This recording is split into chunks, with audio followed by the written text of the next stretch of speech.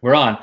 All right. All right, what's up, guys? So we're here with Bryan and Kathleen today to just kind of talk a little bit about their experience in the program. I'll give you guys a little bit of background on them, and then we'll kind of turn it over to them to talk to you a little bit about what their time has been like. So Bryan has been with us how long now, bro? Since January, early January. So about 4 months in. About 4 months.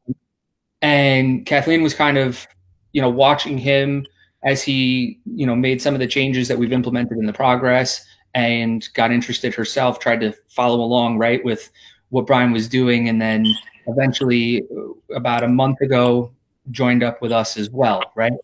Yep. So thrilled to have you both here. Thank you for taking some time.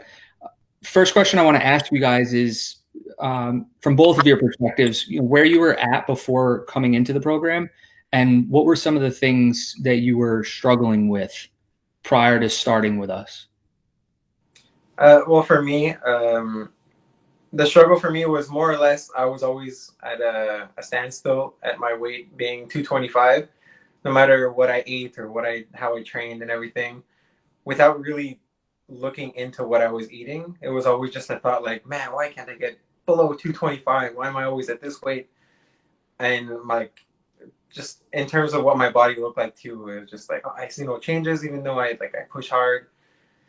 And we've tried certain diets, but then after looking into what we're actually doing per month, and you just calculating alone how much we eat out was already that was an eye opener, because you don't think it adds up that quick, but it adds up very quick.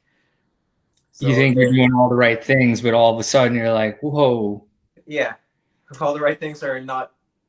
You're not doing any of the right things when you look at it, like when you lay it all out on the table. The main issue, I think, was that we rewarded ourselves with food, which. Oh yeah. Yeah, too often. And I didn't even feel bad about it. It was just like, I trained hard. I want a pizza. So it's like that work hard, play hard kind of thing, except it was train hard, eat more. Exactly. But when you never look at it, when you never look at the numbers, you don't realize how much you're eating. There's statistics out there that people actually on average underestimate their calorie consumption by about 50%. Yeah. Which is, that sounds about right. Yeah. Pretty significant, as you know. So I feel like probably a lot of people are in the same boat as you guys with that kind of perception of their eating, coming into doing this. So that's really cool. So then what were some of the steps that you've implemented since coming into the program that really helped you to kind of move in a different direction from that train hard, eat more kind of mindset? I've looked at cheat meals at a different way, because the whole idea that you had talked to us about too was you don't have to, like, they don't have to be called cheat meals. Like, you can still be put into your day. You don't have to stop eating something you like. If you want a donut, you can have a donut. I remember you told me about an example of ice cream. Yep. You said it's okay, go out and get an ice cream. Just don't buy a box of 12 so that it's always in your reach. Or box of 10, whatever, So it's like that kind of mentality, that idea, and we were talking about this the other day too, is that it's okay to go out and eat something. Just don't keep a lot of, like the nastier foods that aren't good for you, just like over here. And we're like, well, it's because it's here, might as well eat it. Snacking is a problem. Yeah. It's easy. Is it still a problem? Not really. No, I mean, there's cravings every once in a while, but it's not something that like, oh, I need this chocolate or I need something. Like, it's just like, oh, I could have this, but if you can't fit it in your day today, you just fit it in tomorrow. It just fit it into your goals. So no restriction. Instead, it's balance and flexibility. Exactly, which is fun because you can. If I want that pizza, I can still fit it in my day, and it's not going over anything. Every once in a while, we may wave that magic wand. Exactly. What about from your perspective, Kathleen? Very similar, or did you have a different kind of experience as far as, since you've just kind of a little bit newer a bit similar. I'd say even like you talked about cravings, they're not they don't come as often. Like because we've been eating like healthier and more balanced, uh, every time we have a cheat, then we don't feel good. Our bodies know that And we've been having a cheat. so now every time we think about the cheat, we feel like we remember, oh no, I didn't feel good last time. Yeah. So we don't feel like it anymore. So would you guys say that that's probably one of the better skills that you learned Yeah. as far as making Definitely. the change? Yeah. It's kind of opened your eyes a bit. That's great. So then what about with that, what were the biggest or best results that you've had since starting? Best results. Well, I'd say it's knowing how to manage your food because now I'm having fun with it. I actually enjoy planning my food for the next day because, like, let's say I had a craving, or then I try to plan it in my next day.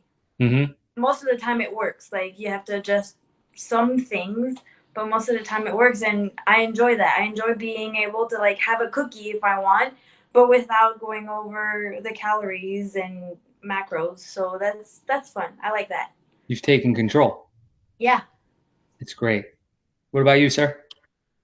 For me, it's training and more physical appearance. The weight number, obviously it's went down almost 20 pounds, but it's more the physical appearance and how I feel in training.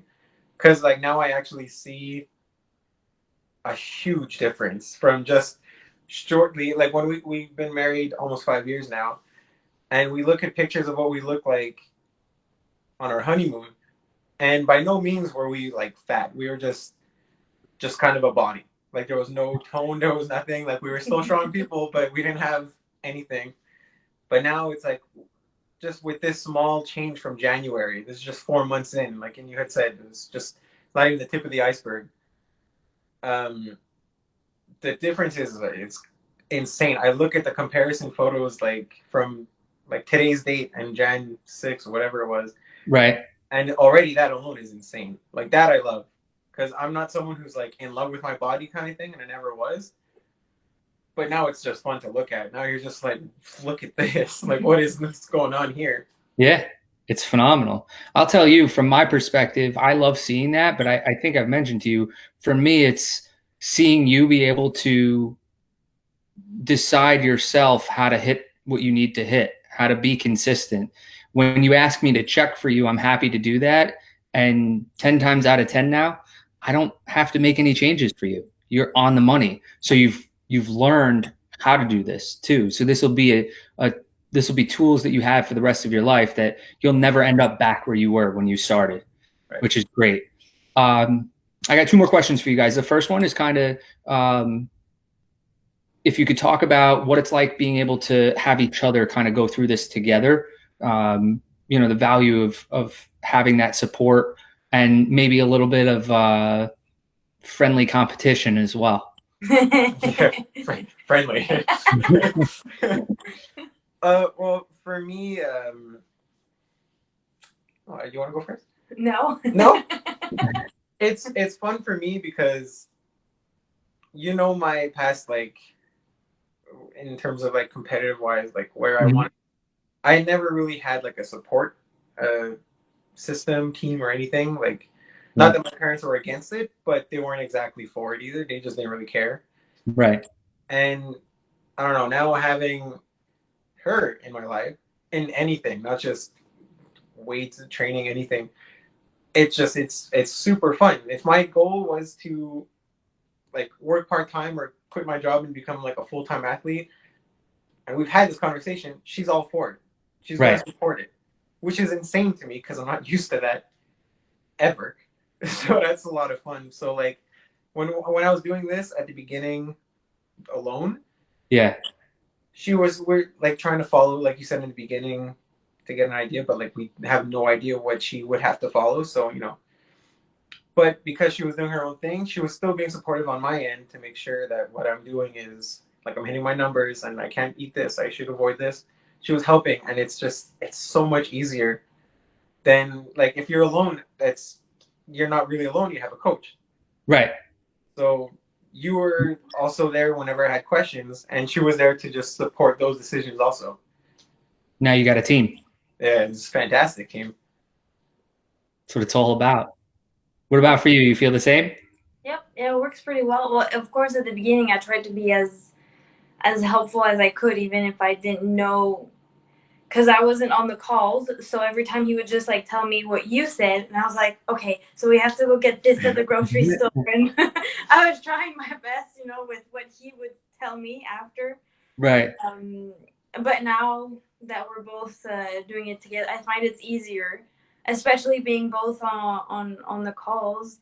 Like he remembers things that I don't remember, and vice versa. So like kind of completes everything. Yeah. That's where they came up with the saying, 2 heads are better than one, right? So. His free gets nothing for never.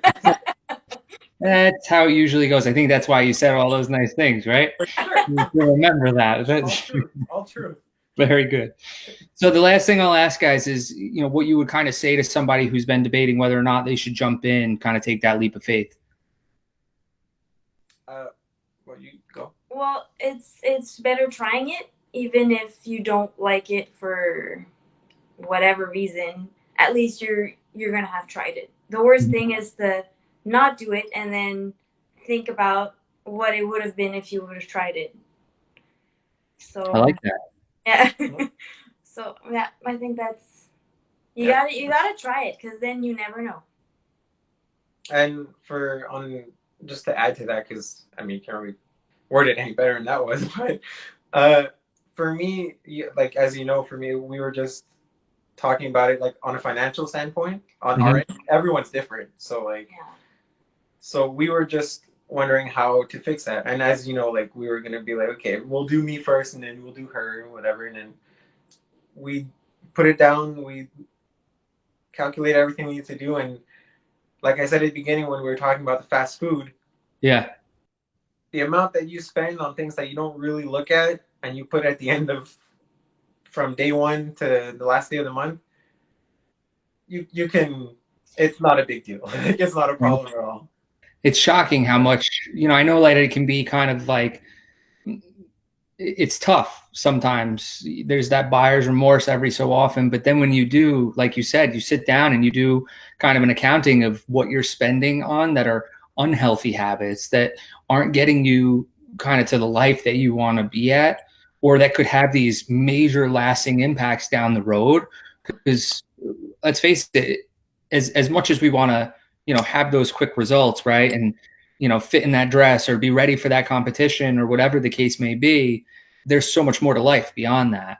So it's an interesting perspective to have people kind of, take a look and see where your finances are being spent on unhealthy things versus healthy things, and how you might, just like you do with, having the cookie or, the donut that you want, you move some things around so that you can have the things that'll help you. So now I appreciate it. You're right on the money with that.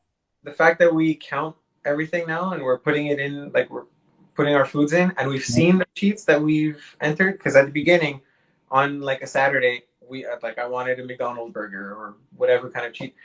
Just knowing what's in it, like after putting it in, it's like, okay, yeah, you feel good eating it, but then you see those numbers, it's like, wow, I don't want to do that again, because that changes way too much in your day. Right. It's a good outcome. Sure, but on a regular basis, not so good. And then that's why I was at 225 for the longest time ever. Not anymore. Well, listen, I appreciate you guys sharing all that. I think that's really valuable for other people to be able to hear, to kind of gain some insight from your perspective. Once again, guys, this is kind of just a quick view into Bryan and Kathleen's story. There's obviously a lot more that goes on behind the scenes, but we appreciate you being so willing to be open about what you guys have gone through and how we kind of came to this point and sharing with everybody. So thank you very much, both. And guys, we'll catch you later. Now the hard part Is to unrecord. Yeah, it's figuring out how to stop it. So we might have some outtakes in here as well. Nice. It's not us. It's all You're still being recorded, so this will come across great. It's all good, man. Bring it. Let's go. This way the people will know you guys are real. That's what it's all about.